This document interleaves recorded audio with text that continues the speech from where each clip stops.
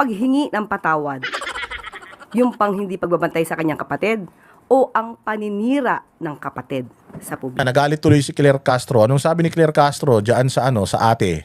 Welta ang Malacanang sa video message ni Senator Amy Marcos na nagsusorry sa ama dahil hindi umano nabantayan ng mabuti ang kapatid. Ito naman kasi si Claire Castro, isa rin to Lokal si Amy, mas lokal ito. Away ng magkapatid, nakikialaman po siya. Family yarn. O nyeta ka, Claire Castro, hindi ka naman anak. Hindi ka naman asawa, hindi ka naman jowa, hindi ka naman pinsan. Tangin na feeling mo, ikaw yung kamag-anak eh. Mas kapatid ka pa kaysa kay Amy. Boba ka eh. Let's say for example, si Amy hindi anak ni Marcos Sr. pero iisa nanay nila, magkapatid pa rin yan.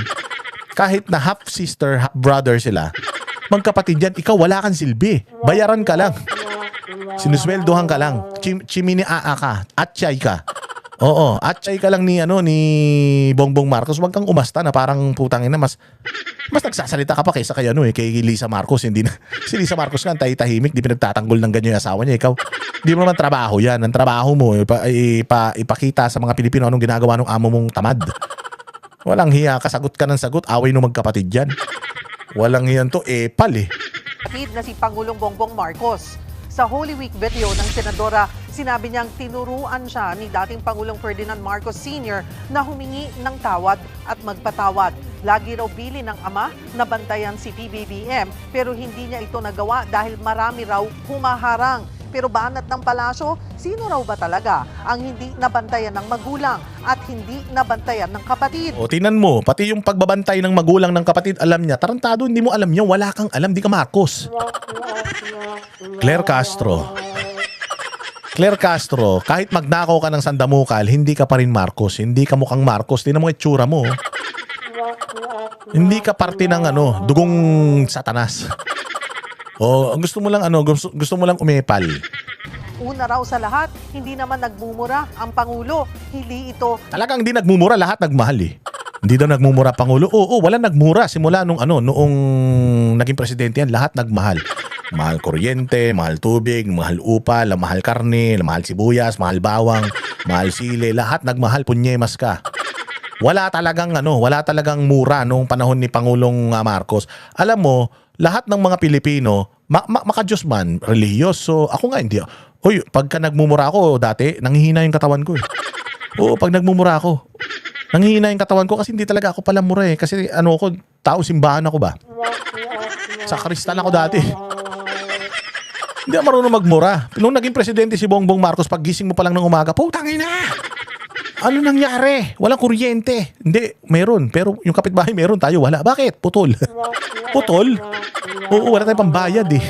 Ang mahal eh. Puta, ragis yan. Umaga pa lang, mapapamura ka na. Putang ina! Ano tong ulam? Tuyo na naman? Oh, patutulog ka na lang sa gabi. Ganun pa rin, mapapamura ka pa rin. Putang init! Huwag tayong magbukas ng ventilador, mahal kuryente. So, simula nung umupo si Bongbong, lahat ng mga Pilipino natuto na magmura. Puros mga naging palamura na. Oh, so, si Bongbong, hindi talaga siya palamura.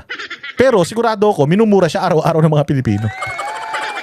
Oh, tsaka talagang hindi siya nagmura, tsaka nagmahal lahat. Hindi mura. Lahat nagmahal. O, kaya nga ang tawag kay Bongbong Marcos, pinakamahal na presidente ng Pilipinas. Pinakamamahal. Oh, lahat nagmahal eh. Oh, sabi nga si King Midas, 'di ba? Lahat ng hawakan ni King Midas nagiging ginto. Yung kapatid ni Amy, yung amo mo, lahat ng hawakan nagiging bulok. Nagiging tae.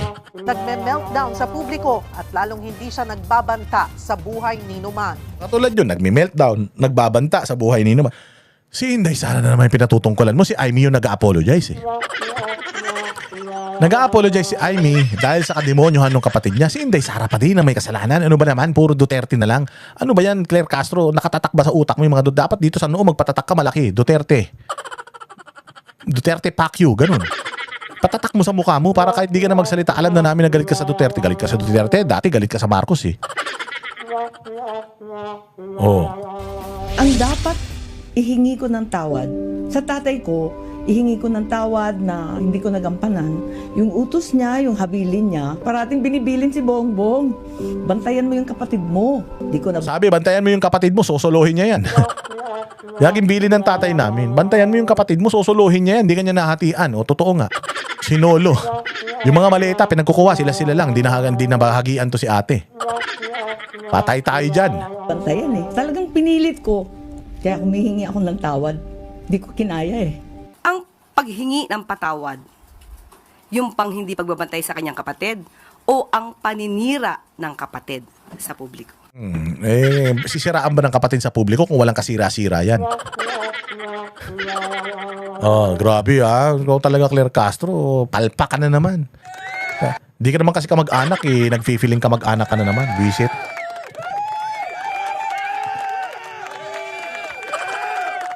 Oh, ito yata yung ano nun eh. Ito yata yung buong video niyan. Oh, panoorin nga natin.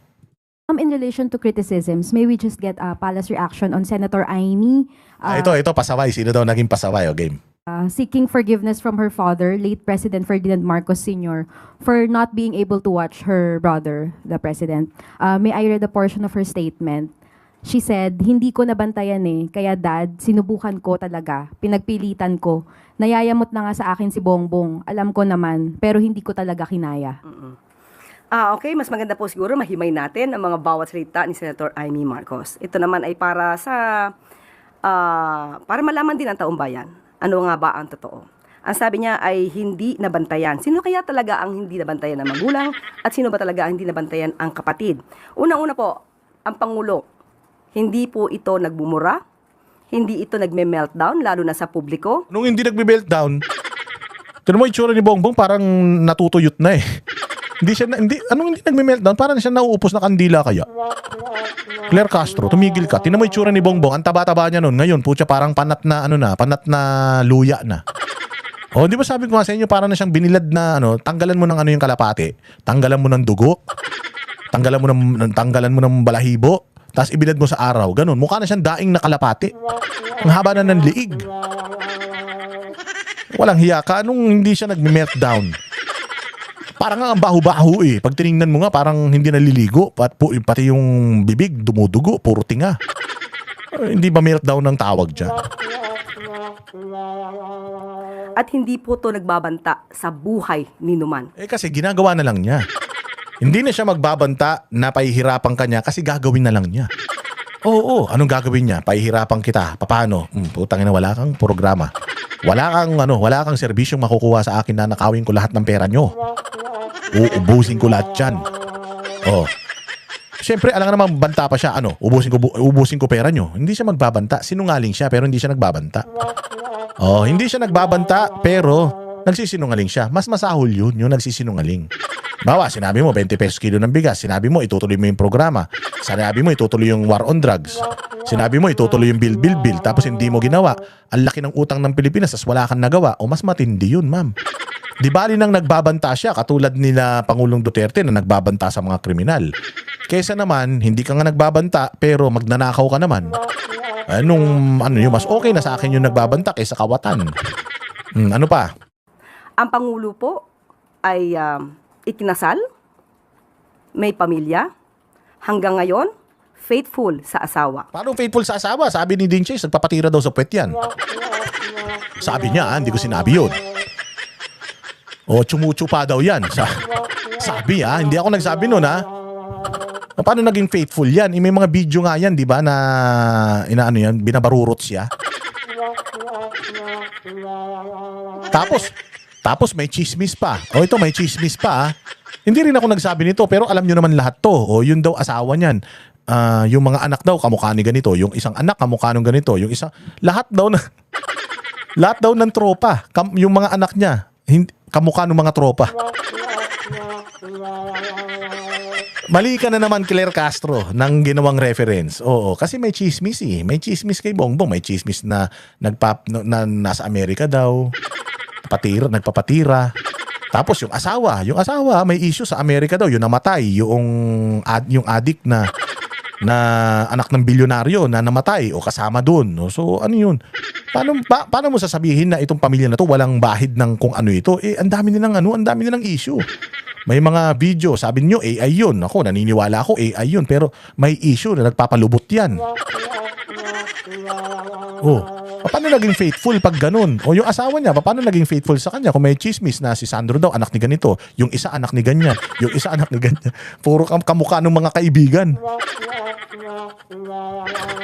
Ang gulo-gulo nyo. Sa totoo lang. Oh, ikaw naman, Claire Castro, pinapahamak mo yung mga amo mo. Sana yung mga ganyan, iniiwasan mo na. Alam mo naman na babalik sa mukha mo yan. Napakasinungaling mo kasi. So, sino po kaya ba ang naging pasaway? Sino po kaya ang dapat na binantayan? Ang paghingi ng patawad, yung pang hindi pagbabantay sa kanyang kapatid, o ang paninira ng kapatid sa publiko? Ma'am, Layo nung sagot, no? Ang layo nung sagot, no?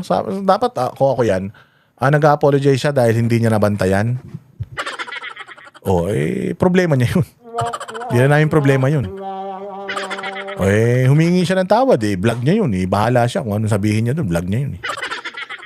So kung sa tingin niya hindi niya nabantayan si Bongbong, problema na niya na yun. Hindi na problema ni BBM yun kasi busy din si BBM. busy si BBM mangulimbat, ganyan. Di ba? Ba't mo pa kailangan sabihin yung... Para sabi ko kasi, parang feeling niya kapamilya siya eh. Feeling niya ate din siya eh. Frustrated na maging Marcos ito eh. Tsaka wag mo naman sabihin yung faithful. May bali-balita. Ito daw, syota niya ito yung... Totoo ba yun, Claire? Ito, nagtatanong lang ako, syota mo daw yung spokesperson ng DOJ? Ano naman kumakalat ng mga balita niya? Ako hindi ako naniniwala kasi ang pogi nun, ang pangit mo eh. Hindi naman siguro papatol sa losyang yun. Hindi ba? Bobo ka pa. Paano papatol sa iyo? No? Okay lang man sana kung may itsura ka. May itsura ka naman. Siguro nung bata ka, may itsura ka. Tsaka, pero ang hindi ko maintindihan, kung pogi yun, tas abogado, magkakagusto sa baliw. Pero hindi naman siguro totoo. O hindi totoo. O lugi eh. Masyadong lugi yung si kuya. O kung posisyon lang sa gobyerno, mas marami naman siguro mas makapangyarihan dito kay Claire Castro. Kasi ang parang sinasabi, ang chismis, ito daw si Claire, para daw napangakuan ba yung lalaki ng magandang posisyon? Anong posisyon? Nasa ilalim ba siya? Nasa ibabaw? Hindi, I mean, meron naman siguro mas malakas pa. O bakit hindi mo na nang syutain yung asawa? O diba? Kaysa ito, ganun din naman. Konti lang naman ng ang iginanda nito dun kay Palaka. O hindi syutain ko na si Palaka. Kung totoo naman nyakol yun. Sigurado ako six-pack si yung spokesperson ng Pogi. Di ba? Ang hilig ng DOJ sa Pogi, no? Si Pogi din yung klabano eh. Hindi ko na alam kung lalaki yun Pero itong ngayon, Pogi, six-pack, may nakita akong picture sa nabakla ako eh. Ay, kaputang na itong Pogi, six-pack, hayop yan. Abogado na, Pogi pa, tapos macho pa. Kung ako ganun, putya, ang sosyutain ko, yung asawa ni BBM. Bakit ito? Wala naman silbi to. Hindi ako naniniwala dun. Hindi ako naniniwala dun sa sa chismis na yun. Kasi kung totoo yun doon ako sa bomb site. Diretso ako doon, pipikit lang ako, patay ilaw kahit na parang kutis rambutan yan. Pabayaan ko na para sa posisyon. Kung totoo na gano'n pero hindi ako naniniwala Palagay ko naman matino naman yung spokesperson ng DOJ. Hindi yung papatol dito. Sir kung totoo pumatol ka dito, putang ina, ka? Pogi-pogi mo Ako na lang sana binigyan ng ganyang kapugian. Sayang nga asawahin ko yung asawa ni yung asawa ni Villar asawahin ko. Ang yaman nun, si Cynthia Villar. Oo. Doon na lang ako. Ba't pa ako dyan sa politika? Sosyotain ko si Cynthia Villar, ganyan ako kapogi. Ako na may-ari ng Camellia Homes. Di ba? Tsaka nakakabit ka lang dito pa. Wala pang engot to Dito wala kang pillow talk dito. Wala sustansya utak nito Walang iya. Kausap niyo po ba si President Marcos regarding sa latest statement ng kapatid niya? Alam po ng Pangulo ang nangyayari sa atin at sa mga pangyayari sa ating paligid. At asahan po natin ang Pangulo. Walang gagawin. Alam ng Pangulo ang nangyayari sa bayan natin. Asahan po natin, wala siyang pakialam. Feeling nyo naman. Walang hiya kayo.